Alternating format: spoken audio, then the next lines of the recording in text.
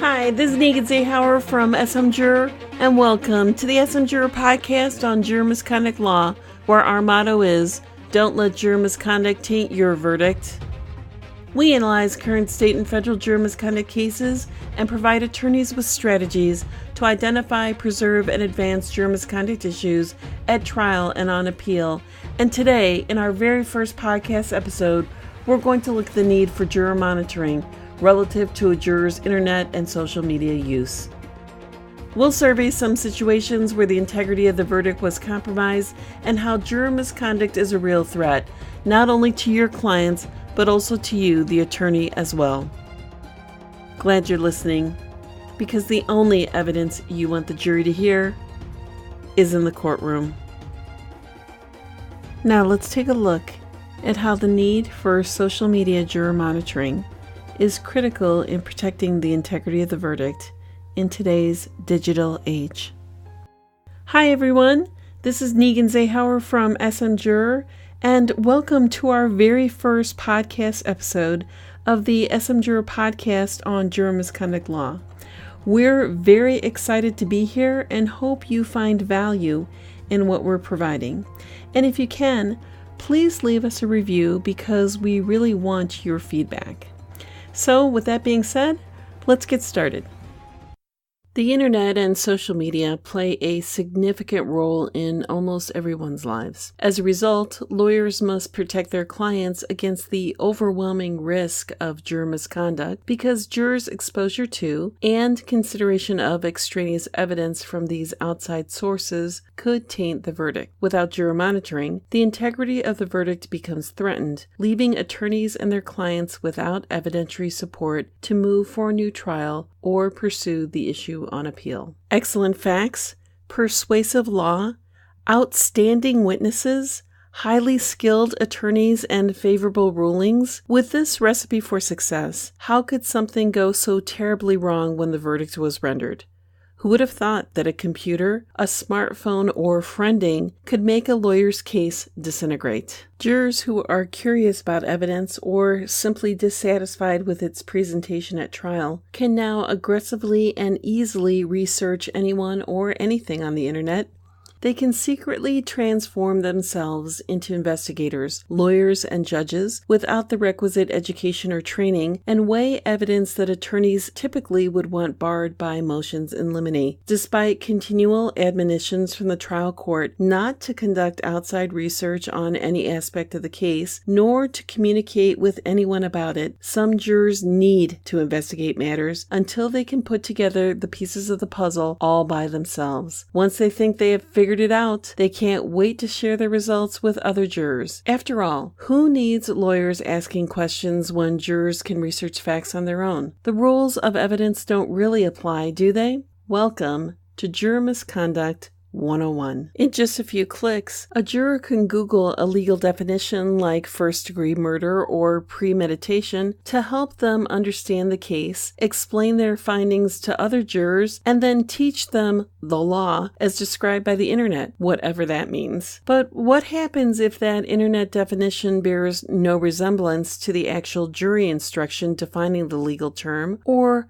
adds to it, deletes from it, or is just plain wrong? Answer: one party just lost their case. Or, conversely, with the help of juror monitoring, one side might have valid evidentiary support demonstrating juror misconduct as a basis for their motion for new trial. For example, jurors can research the backgrounds of individual and corporate parties or witnesses, legal terms, lawyers, judges, reputations, medical procedures, the uses and adverse reactions of prescription medications mentioned at trial. They can access distances and locations, media reports, and the weather. Jurors could be social media friends with the parties, witnesses, or experts testifying at trial, send them messages, or even blog about the trial. The list is endless, and if a juror wants the information, be mindful of the fact that they may secretly research it despite any admonitions from the judge. Maybe the trial is too lengthy, too boring, or too complicated. So for some jurors, secretly surfing the internet to find information related to the trial could be both exhilarating and comforting. And unlike what occurs within the four walls of a courtroom, the judge cannot always be the gatekeeper of the evidence, especially if neither the judge nor the attorneys know what extraneous information was obtained. Local procedures regarding jurors, ranging from not bringing their cell phones or electronic devices into the courtroom during trial or jury deliberations, are becoming less and less effective. Why? In today's society, virtually no one can part with their cell phones, which are their electronic lifelines to everyone and everything in the outside world. Jurors still need their phones to check in with their employers, friends, and family on breaks, before, during, and after trial, which are the only times they can do so. They inform their contacts that they are on jury duty, only to field questions about the case or receive statements and jokes telling them to hurry up and find the defendant guilty. Even if a juror does not respond to comments from outsiders, does that exposure affect the juror's ability to deliberate? Can thoughts planted in the juror's mind from extraneous sources be erased?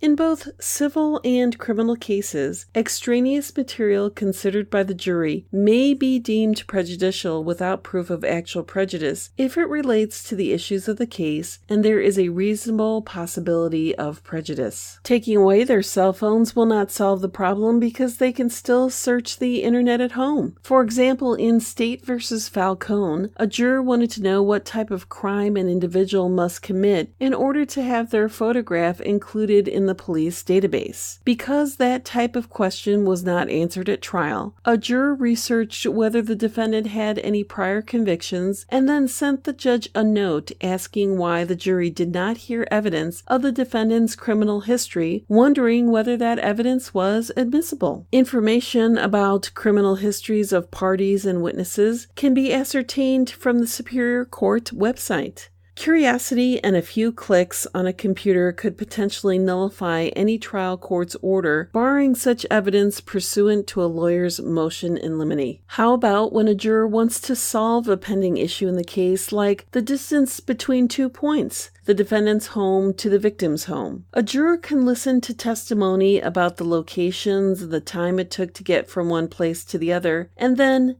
verify that information by doing a search, but what happens if that juror's information about the addresses was inaccurate and conflicts with the evidence? When a juror is exposed to extraneous evidence, questions must be asked by the judge and the attorneys to determine what impact, if any, the evidence may have had on the verdict, and then what needs to be done about that exposure. Sometimes jurors like to play detective and lawyer in hopes that they can prove or disprove a party's claim. In State v. Welsh, the defendant was a pool cleaner charged with multiple counts of sexual exploitation of a minor under the age of 15. One juror looked up weather data on the internet to determine if the defendant was actually home on the day the child pornography was viewed. Since that weather data revealed it was stormy on the day in question, the juror deduced that the defendant was not working and was at home to view the pornography. Juror misconduct is becoming a widespread problem. For lawyers who are oblivious to the dangers of jurors researching online or communicating through social media during the trial, just be aware that no one is off limits. Jurors can even research other jurors. In a death penalty case, one juror Googled another juror and discovered that the juror made contributions to political parties opposed to the death penalty. Sharing his research in a note to the trial judge, the juror called the second juror a stealth juror. Even instances where jurors friend each other can raise a red flag of potential juror misconduct. Jurors can be very emotional and passionate about their duty, especially if the case at trial is somehow analogous to something the juror already experienced. In State v. Nelson, the facts of the case involved the alleged murder of a teenage girl, and the judge admonished all potential jurors to ignore media coverage of the case. One juror, whose own teenage girl had been killed, had very strong feelings about the case. That juror admittedly did as much research about the case as possible and was excused from the trial, but remaining jurors were questioned as to whether the juror shared any of his findings. Sometimes, a juror feels compelled to reach out to the victim's family to answer any questions the family may have had about the trial. Jurors have been known to post on memorial web pages of a victim, informing the family that they served on the jury trial of the deceased relative and offering to discuss the case with them. Texting is also another problematic source of juror misconduct. Lawyers cannot monitor individual text messages that jurors send to others. However, cases involving juror texting are informative, especially because texting is slowly being replaced by instant messaging on social media. Those public messages are fair game for lawyers monitoring for potential juror misconduct, where jurors may disclose or receive certain information from outside sources during trial. Juror texting has resulted in multiple admonitions from judges to stop jurors from using their cell phones during trial. Jurors also have been known to text during deliberations. Jurors who are friends with lawyers or law students can encounter difficulties when they text with each other, even if they do not discuss the trial. In State v. Moran, a well-meaning juror did not talk to her law student friend until the verdict for a criminal trial was entered. The juror then asked the law student friend what an aggravator's trial was. After the law student explained it to her in a text, the juror informed her law student friend that the jurors had to return to court in a month for a sentencing hearing. And then an investigation of juror misconduct followed. In a similar but even more compelling scenario, a juror was texting and posting on social media with an attorney friend. After the criminal trial was over, in response to the juror's question, the attorney friend texted an explanation of what a post-verdict aggravation hearing was. That juror then forwarded the attorney's text to another juror. The second juror thanked the first juror for the helpful information, but commented that they should not repeat this information to anyone because it may look like independent research. Now is the time to understand the threat and take preventative measures to protect your clients from the risk of juror misconduct compromising the integrity of the verdict. So let me just offer you some practice tips relative to juror misconduct and protecting the integrity of the verdict. First, always monitor jurors for potential juror misconduct through their public uses of social media and the internet. With respect to juror monitoring, the ABA stated in its formal opinion 466 that unless limited by law or court order, a lawyer may review a juror's or potential juror's internet presence, which may include postings by the juror or potential juror in advance of and during a trial, but a lawyer may not communicate directly or through another with a juror or a potential juror. In addition,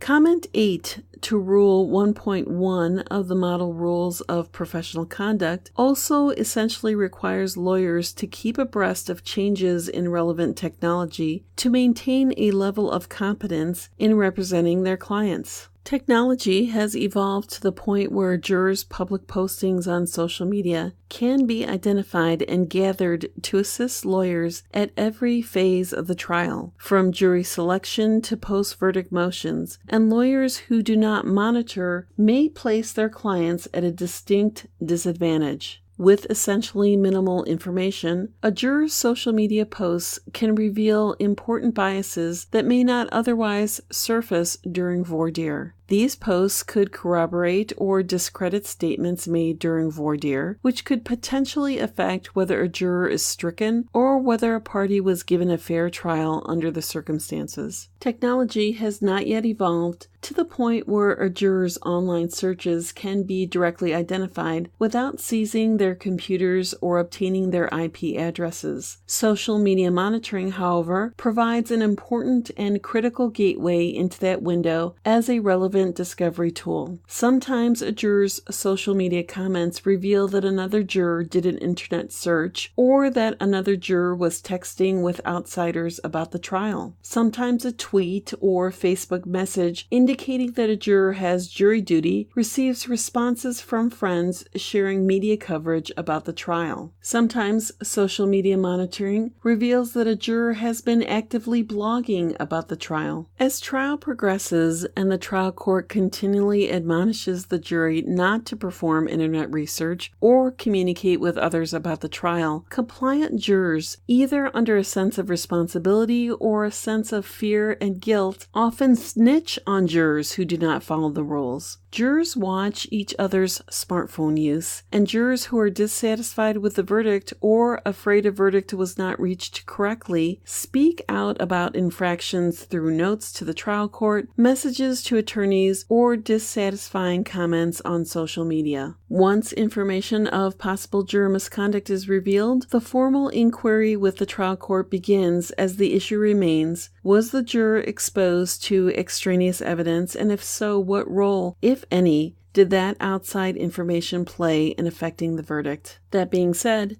don't forget to poll the jury about each juror's agreement with the verdict, as this presents another burden of psychological responsibility on the jurors to come clean in that they reached their verdict based solely on the evidence in the courtroom. Although each juror may say they agreed with the verdict, social media monitoring may reveal otherwise. After trial, jurors as well as alternate jurors should continue to be monitored for at least the time period to file post-verdict motions, since their comments may reveal a juror's exposure to extraneous information. The lawyer has a responsibility to retrieve this information. Now, another important practice tip is to know the correct standard of review. The Superior Court's decision to grant or deny a new trial based on alleged juror misconduct will not be reversed absent an abuse of discretion. The trial court is in the best position to determine whether a particular incident calls for a mistrial because the trial judge is aware of the atmosphere of the trial, the circumstances surrounding the incident, the manner in which any objectionable statement was made, and the possible effect on the jury and the trial. The judge sees the witnesses,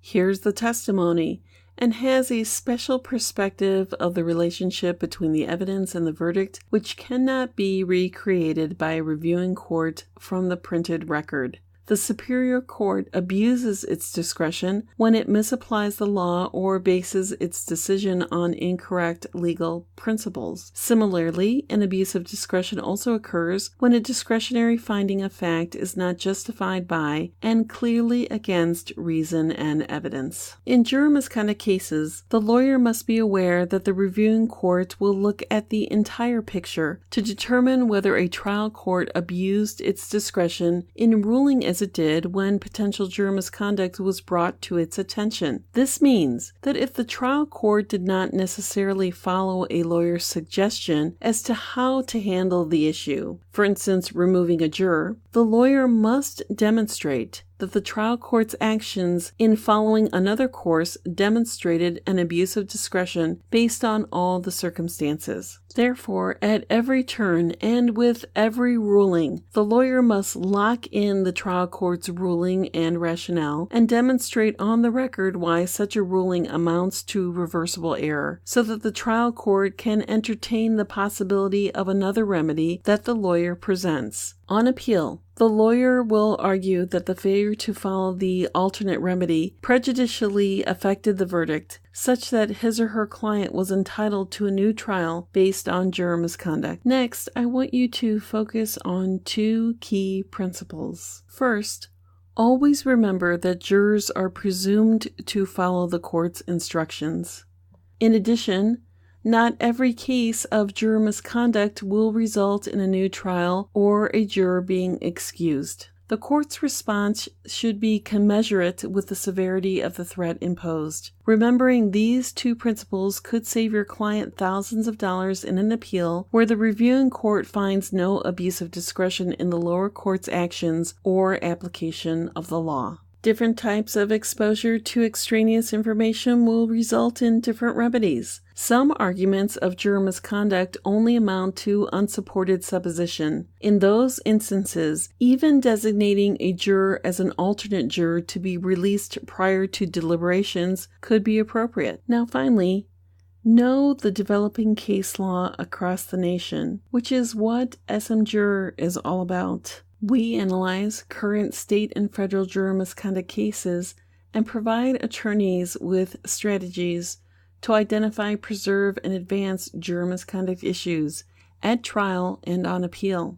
A clear understanding of the evolving case law on juror misconduct based on social media, the internet, and texting is essential to know how to proceed when potential juror misconduct issues are identified and exposed. Careful case law analysis teaches the lawyer how to develop and investigate evidence of juror misconduct, along with preserving that evidence and the court's rulings in the record on appeal. Lawyers need to understand what works and what doesn't work in moving for a new trial based on juror misconduct, especially because the rulings are highly fact-intensive, with distinguishing facts being pivotal to the outcome. Now, let me just wrap it up by saying social media and internet use by jurors is a problem that can affect every litigant. Courts across the country are dealing with how juror exposure to this digital type of extraneous evidence poses a real and legitimate threat of tainting the verdict through juror misconduct. Understanding how jurors are exposed to extraneous evidence in this digital age, along with how the lower courts are handling these violations, is key to protecting the interests of your client and protecting the integrity of the verdict. Alleged acts of juror misconduct based on online and social media exposure are fact-intensive, so understanding the circumstances of the exposure is vital to determining whether a motion for new trial or lesser remedy is appropriate. Lawyers and their clients cannot ignore the need to monitor the jury for potential juror misconduct during trial. The failure to do so could result in losing cases without evidentiary support to appeal to a higher court. And I just want to add that the information I used for our first podcast here came from an article I wrote a couple of years ago for Arizona Attorney Magazine. And so we want to just have a shout out to Arizona Attorney Magazine for giving us permission to use the article in our podcast. The name of the article was The Verdict is In, Juries, Misconduct, and Social Media, which was written by me, and it appeared in the December 2015 issue of Arizona Attorney. Okay, and one last thing I want to mention is that we have a new CLE course called Facebook and Today's Juror, 2017's 10 Biggest Juror Misconduct Events. And this CLE has been accredited and approved in 30 states so far for a minimum of 1.5 general credit hours. And in a couple of states, it's been approved for up to 2 general credit hours. So I'll put the link to the registration page in our show notes. And as a special thank you for being an SM Juror podcast listener, you can use the coupon code podcast25 for $25 off our regular price as our special thank you to you. So please be sure to check that out. This code is exclusively for our podcast listeners, so when you go to the registration page, you'll see what states the CLE has been accredited and approved in. And that's it for now. Remember, we'd love to have your feedback on our very first episode. This is Negan Zahauer from SM Juror, and remember, don't let juror misconduct taint your verdict. See you next time.